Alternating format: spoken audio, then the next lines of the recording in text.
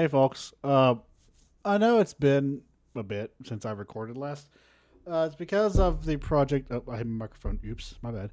I'm recording this voiceover after this recording you see on the screen right now. Way after. This was last month in December.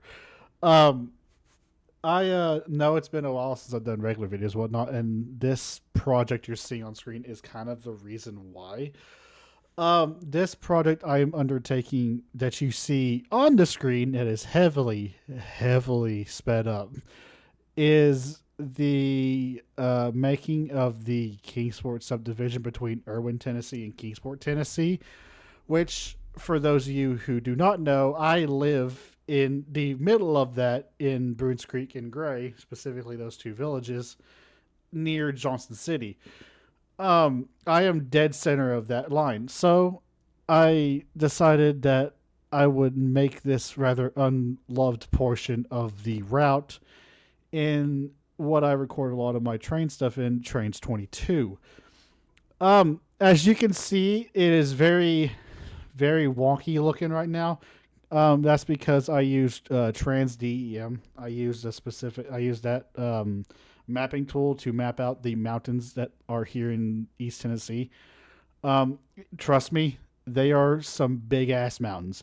They are freaking huge. Okay, and I'll show a screenshot or some in trains of this, and to where this shows the actual scale from ground level, because this is supposed to be 1-to-1 scale. They are that huge in real life. If you've ever been to East Tennessee on the North Carolina border, like I-40 with I-26 towards Asheville and stuff, you will know how big these mountains are at ground level. They are freaking massive. Okay. Uh, and I really didn't want to bother that with freelance.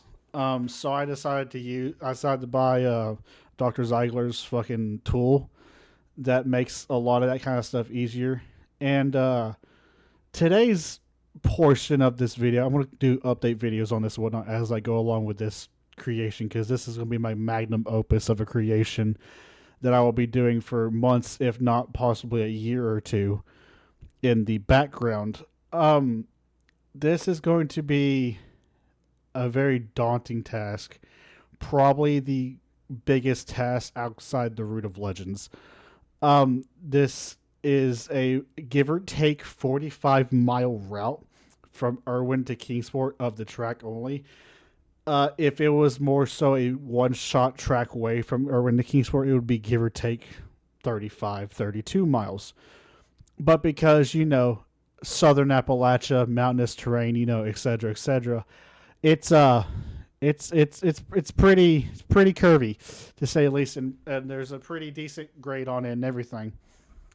What I'm doing here, and what you've been seeing in the background for the past few minutes or so now since I started recording this voiceover, is me realigning the track that the Trans DEM software had made for me in its software editor, because that's an option you can do.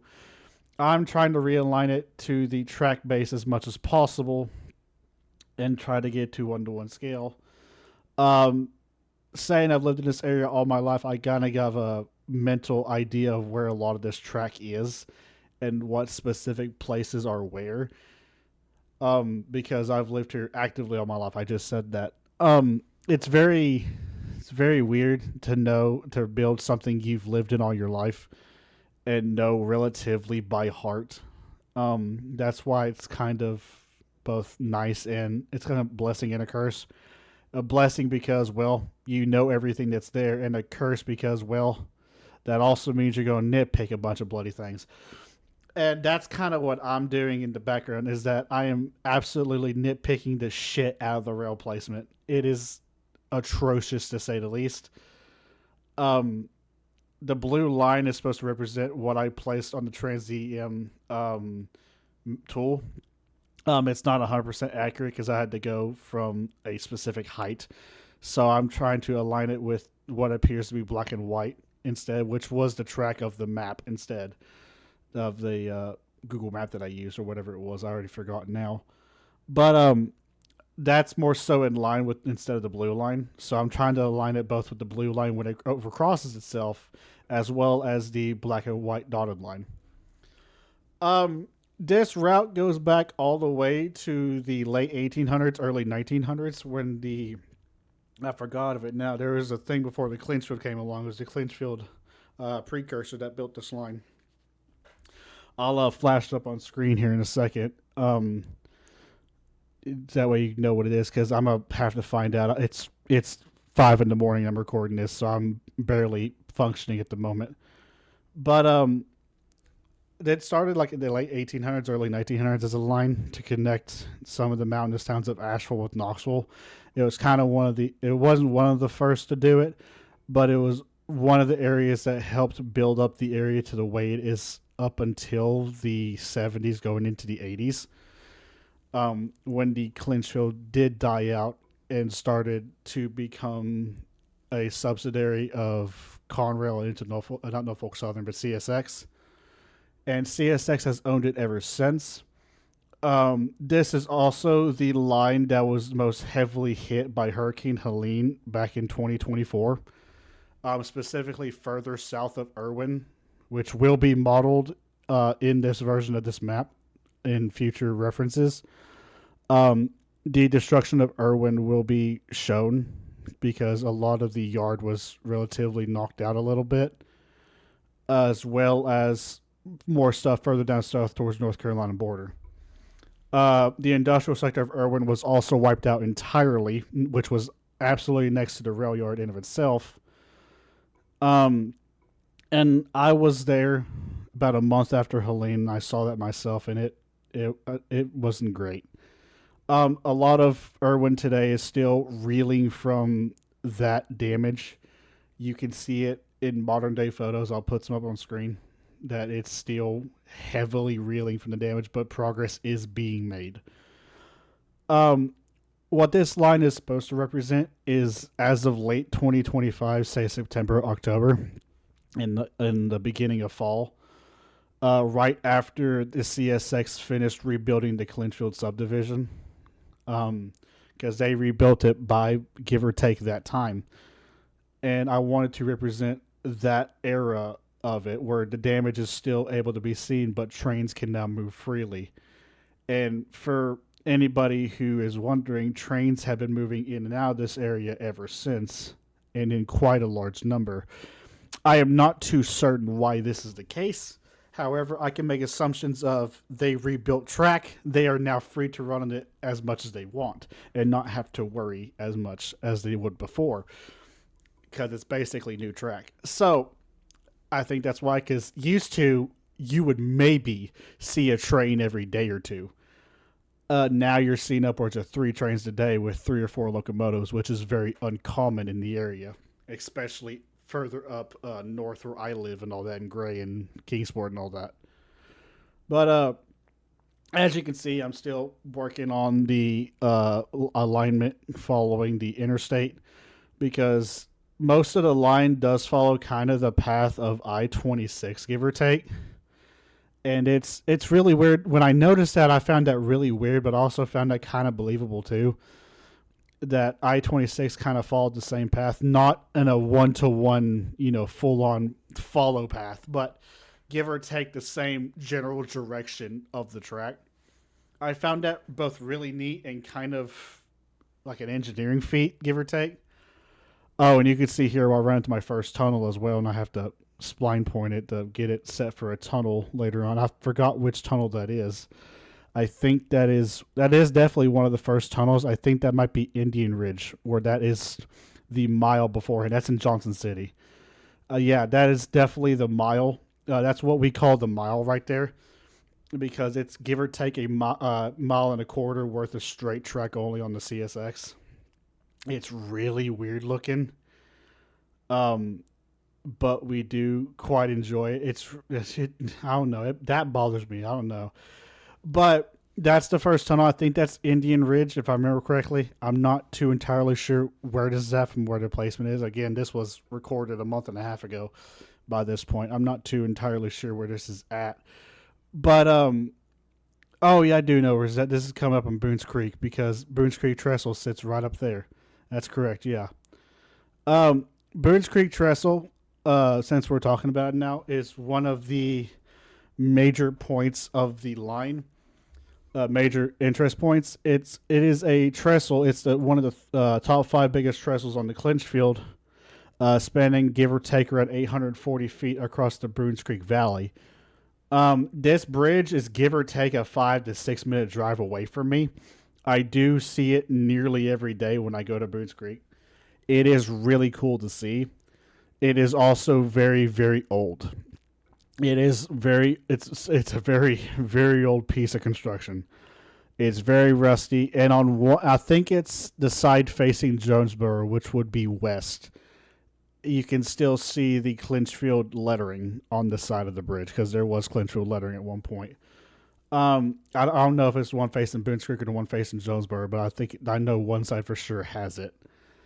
Um, this is supposed to be double tracked right here for a little bit through this curve and all that, right after the viaduct. I'm not going to mess with that just yet. I'm gonna keep setting this track, the way it's supposed to be. But give or take a little bit more history of the area and how this track became to be. This is one of the last sections of the Clinchfield built before it reached Asheville and wherever else the Clinchfield ended. I'm not too entirely sure. I'm not a Clinchfield historian. I'm no focal Western guy. But this was one of the last lines built, and it really did feed the area quite a bit. It built it into what it is today. At least up until give or take the 70s and 80s when rail travel like that started dying out and freight travel was to say the least. That is, speaking of, that's another tunnel right there. I forgot which one that is. Sorry, I got distracted. But this line dates back to late 1800s, early 1900s, and was owned by the Clinchfield for give or take 80 years or so, up until CSX was transformed in the 1990s and early 2000s. And ever since then, CSX has ran on this trackage, albeit slowly but surely at a slower and more leisurely pace because of less throughput. The reason this line is still active as such a line is because of Eastman Chemical Plant up in Kingsport. Is still being fed by both Norfolk Southern and CSX, and is still a major chemical producer for the general vicinity. Multiple chemical trains and coal trains run throughout this route. A lot less coal trains run on the CSX that I've noticed. You do still see them. It's just now compared to give or take a decade ago, it's very rare to see them. I'm not too entirely sure. This I'm looking at right here is one of my more favorite spots to railfan, and it's actually close to a family farm.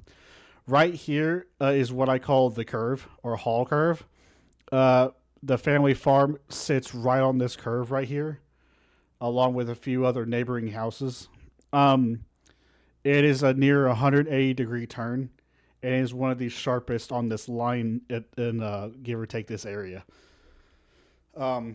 A little bit past that, more of the straighter right there in gray, as I'm looking at it right there, trying to make sure it's right, is a crossing, what I call Farmer's Crossing. Y'all have seen multiple photos and multiple videos of me there before across my socials. You've seen me there quite a bit. That is one of my favorite spots to go to watch trains because, the farm is right there. This is also going into Fordtown. There's a little bridge that goes underneath there. There's a little road that goes underneath. This goes into Fordtown, which is next to Gray. It's a small little village next to Gray. And it is double tracked. I can throw a picture up now that I really like of it. It is double tracked. I really do like it quite a bit. I love going there sometimes to watch trains too, just because the double track standard right there. This will lead up into Kingsport eventually. Kingsport is not mapped on the route yet. Trainz DEM had a issue for me for some reason, and it wasn't fully wanting to render the area of Kingsport. I think it's because Kingsport's so freaking big, specifically with the rail stuff, and because of Eastman Chemical, it just didn't want to render it. I ran into that issue. I don't know if it's something I did or if it's something the application did, but I'm going to look into it and keep working on it. Hopefully I'll add Kingsport in the future. This goes as far as Colonial Heights. which is right outside of Kingsport right now, and that's give or take 30 odd miles worth of track. Another 15 will be added once Kingsport's complete. Um, this route is going to take me a very long time. I've come to terms with that because I'm not the best at building in trains. I never was. I mean, editing a route to fit something I'm trying to do, like an already pre-created route, that's fine. But building one from scratch of an area you've lived in all your life sounds easy. In reality, it's a whole nother ballgame. Uh, I started thinking to myself, why did I do this?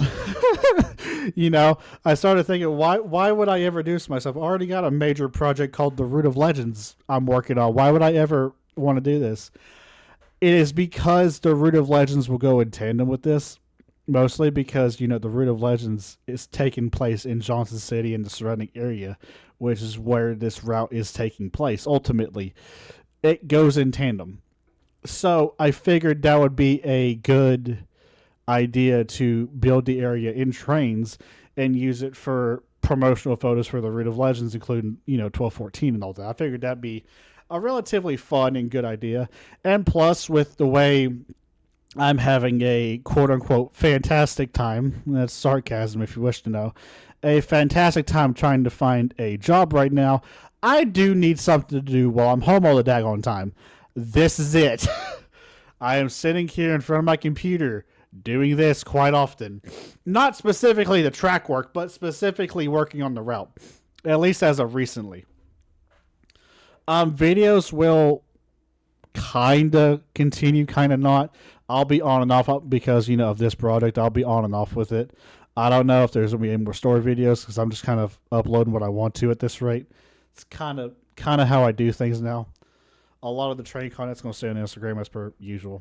But as you can see, in this specific moment, I'm having great difficulty trying to figure this specific area out. And then I decided to go to hell with it and move on.